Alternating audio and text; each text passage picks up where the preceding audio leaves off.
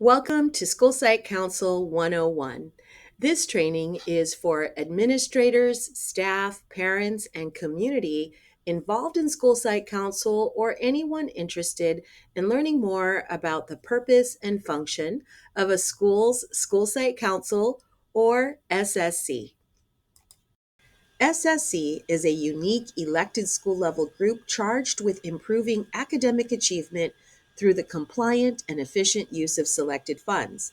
The philosophical foundation is that education should be a joint effort between parents, teachers, administrators, and other staff whose common goal is the success of every student. Ed Code requires that for Title I schools, the School Site Council develops, monitors, and annually evaluates and revises the School Plan for Student Achievement, or SIPSA, for federally funded programs. SSC governance can be seen as having three branches. You can look at SSC as having a legislative role, writing and revising the SIPSA. The principal and staff have the executive role of implementing the SIPSA, and the Board of Education has the judicial role of approving the SIPSA. The main functions of an SSC are to develop, approve, and monitor a comprehensive and compliant SIPSA, participate in the Title I annual evaluation, approve the school safety plan, and develop and update the parent and family engagement, school policy, and compact. It is also important to emphasize that SSC is not in charge of school management, a political organization, an extension of PTA or social group, a fundraising group, a grievance committee, in charge of site personnel decisions, or a policy making organization. SSC composition is very important, and please note that the California Department of Education outlines that an elementary SSC must have at least 10 members. Here are the guidelines. Parity between staff and parents. The SSC must have equal number of staff, which includes the school principal, and parents and/or community members. Classroom teachers must make up the majority of the staff, and the category of other staff includes any employee without a class roster. Parents must have a child in the school and must not be employed at the school site. They must also be elected by parents. Community members reside in the community and must also be elected by parents. Finally, members must be elected by the group they represent, and election must be by ballot. Principals are automatic members and do not need to be elected. Let's go over each SSC member group in more detail, starting with classroom teachers. Classroom teachers must be employed at the school site and provide direct instruction to students rostered to them. This includes general education and special day classroom teachers. What about teachers without a class roster, like VAPA teachers, resource teachers, RSP teachers, and speech and language pathologists? These certificated staff do not qualify as classroom teachers, but they do qualify as other staff and can be elected for that member group. Let's now talk about the member group called other staff. Other school personnel that are not classroom teachers include paraprofessionals such as instructional assistants, student attendants, clerical staff, noon duties, custodians, and school nurses. Again, non-classroom teachers such as VAPA and resource teachers and certificated staff such as psychologists can be elected as other staff. There is no requirement that other staff must be classified employees. However, ensuring that their voice is represented in decision making is important. Moving on to the parents and community member group. Parents and guardians must have a student enrolled in the school and must not be employed at the school site. They may, however, be employed at the district or another school site. A community member is a person who is neither a district employee or the parent or guardian of a student attending the school. They must be elected by parents and they cannot vote for other SSC candidates. The principal is a perpetual non-elected member of SSC. As you can see from this slide, the principal has equal vote with other members and may not veto the decisions of the SSC or change the approved plan. The principal sets the vision and provides the school context. They provide information and resources, and they demonstrate the importance and value of joint decision making to determine strategies and actions to address the needs of the students at the school. The principal messages to the parents and the community the responsibilities of the SSC and SPSA development, and they ensure alignment to the district's goals, priorities, and adherence to compliance. The principal has the critical role of actively building relationships with parents and community and links the strategies to student learning. In SSC, the principal leads from the side. Nominations and voting. All members of the voting group must have the opportunity to nominate and self-nominate. Nominations can take place at a meeting or can be done via pencil, paper, or digitally. After nominations have taken place, all members must have the opportunity to vote for their SSC representative. Voting can be done via paper or digital ballots. Voters can only vote for the group they represent. It is required that all communication and responses be kept and documented for a minimum of 3 years. It is important to note that an election must take place even if there is only one candidate running for a position. To recap, here is a visual of a compliant elementary SSC composition. In this example, showing the minimum of 10 members, the staff includes one principal, the majority classroom teachers, which means 3 in this case, and one other staff. The other half of the pie chart includes a combination of parents and community members. If an SSC has bylaws, the bylaws can outline terms of service. School site council should elect officers annually, which include a chairperson. This officer works closely with the principal, facilitates the meetings, and signs off on the SPSA. A vice chairperson who takes the role of the chairperson in their absence, and a secretary. The secretary takes the notes or minutes of each meeting. SSC members are expected to attend meetings regularly and help the council analyze data, participate in discussions, vote on action items, and help obtain input from the ELAC and other educational partner groups. Now moving on to Title I funding and purpose. Title I is a federal program that provides extra funding to eligible schools to improve the academic achievement of at-promise students. The Every Student Succeeds Act supports local education agencies in offering a diverse, integrated curriculum for a well-rounded education. Title I school-wide programs aim to enhance educational outcomes for underserved students. If a school receives Title I funding and is designated a school-wide program, they must develop a SPSA. Here are the 3 main requirements for a Title I school-wide program. The school must conduct a needs assessment, they must prepare a SPSA, and they must annually review and revise the SPSA as necessary. Without an annually approved SPSA, schools do not have the authority to spend Title I funds. Note that it is still important that schools that do not receive Title I funds engage in the same SSC process if they receive LCAP or state funds.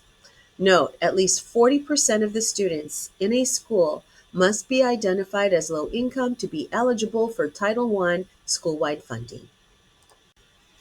It is important that the SSC focuses on student-centered decision-making for all student groups. The SPSA must describe the strategies the school will be implementing to provide opportunities and address the learning needs of all students in the school, including each student group, such as socioeconomically disadvantaged students, students with disabilities, English learners, homeless, foster youth, and students from major racial and ethnic groups.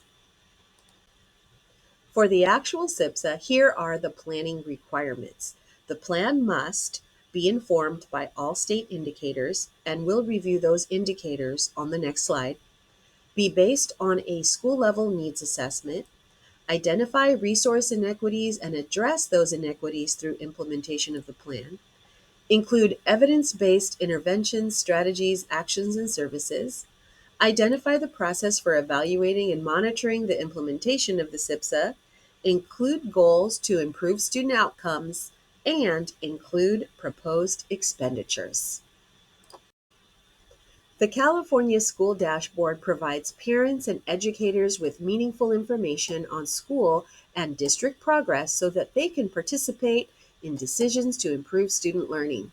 The 5 state indicators for elementary schools are English language arts, math, English learner progress, chronic absenteeism, and suspension rate. Note that high schools also include graduation rate and college and career readiness. One of the first things an SSC needs to do is conduct a comprehensive needs assessment. The SSC needs to review information about the achievement of students in relation to state expectations and determine a root cause in order to create a plan.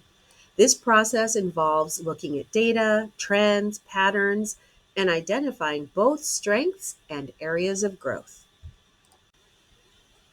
Here's a list of questions to consider when conducting a needs assessment, but what is critical is that the school gathers both quantitative and qualitative data. This can be reviewing test scores, achievement data, attendance patterns, and school climate data and surveys. The SSC can engage in discussion while analyzing the data, identifying strengths and challenges, and finally, investigate the root cause for student outcomes and use all this information to develop an improvement plan. Planning to spend Title I funds comes with strict allowability guidelines that do come under state and federal review. Title I funds must be used to support students in meeting academic standards, and we like to ask ourselves, is it reasonable, is it allowable, and is it necessary? Here are some examples. Instructional coaches and resource teachers to provide professional development, instructional assistants to support supplemental instruction, increased learning time, for example, after-school tutoring, counseling, school-based mental health programs, mentoring services, and strategies to improve students' non-academic skills. School climate interventions such as anti-bullying strategies and positive behavior interventions and supports. Technology and training needed to compile, analyze, and monitor student achievement data.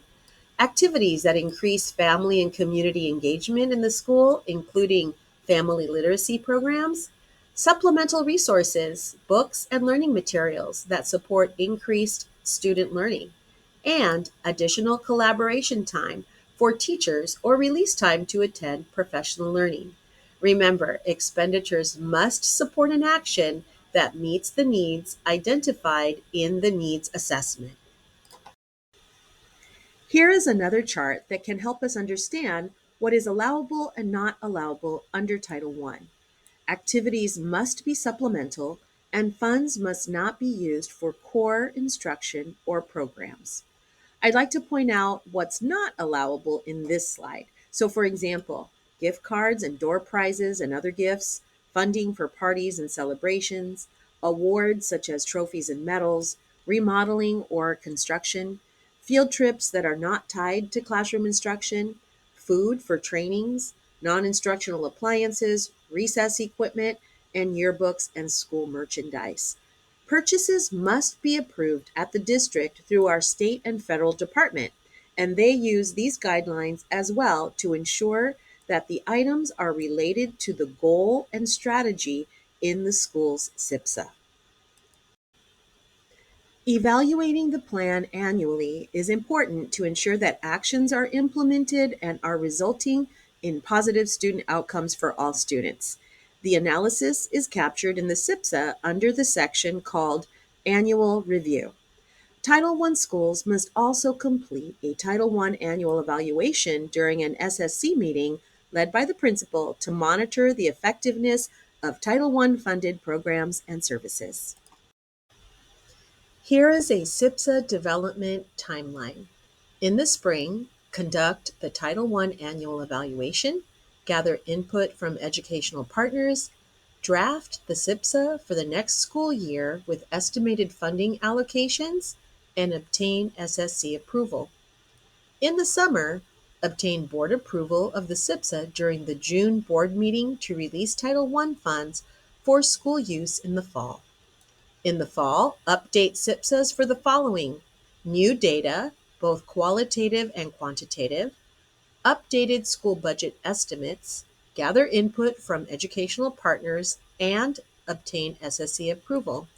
And in the winter, obtain board approval during December board meeting to approve the current year's SPSAs with updated goals based on new data and updated school budget estimates.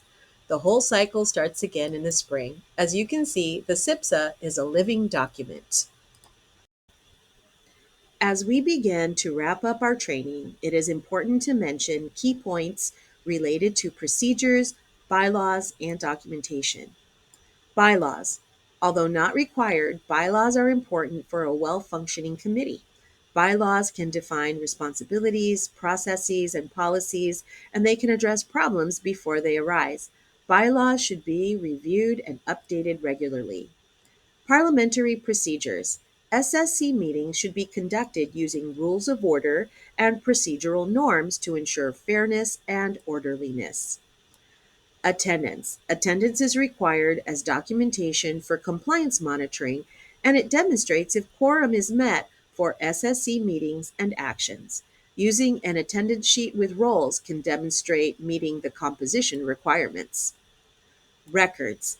It is important to note that federal law requires that all records pertinent to federally funded programs be retained for 3 years. SSC records must be available to public upon request. Records can include election documentation, official correspondence, agendas, minutes, evidence of input from advisory committees, attendance, discussions, recommendations, actions, and the SPSA. School parent committees in California follow the Greene Act. Here are the requirements. SSC meetings must be open to the public. The public may address the council. Meeting notice and agenda must be posted 72 hours in advance. The notice must specify date, time, and place. Council action is limited by the posted agenda. Questions or information need not be on the agenda, and violations require the item to be reconsidered at the next meeting after public input. Schools should have a window case outside the front office where meeting notice and agenda is regularly posted for public view.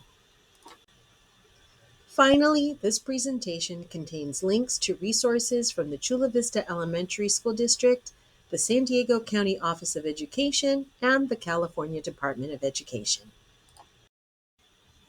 We thank you for your attention and for your participation in your school district, and in School Site Council. We hope that this presentation and training has been helpful. Feel free to contact us at the Chula Vista Elementary School District with any questions or comments.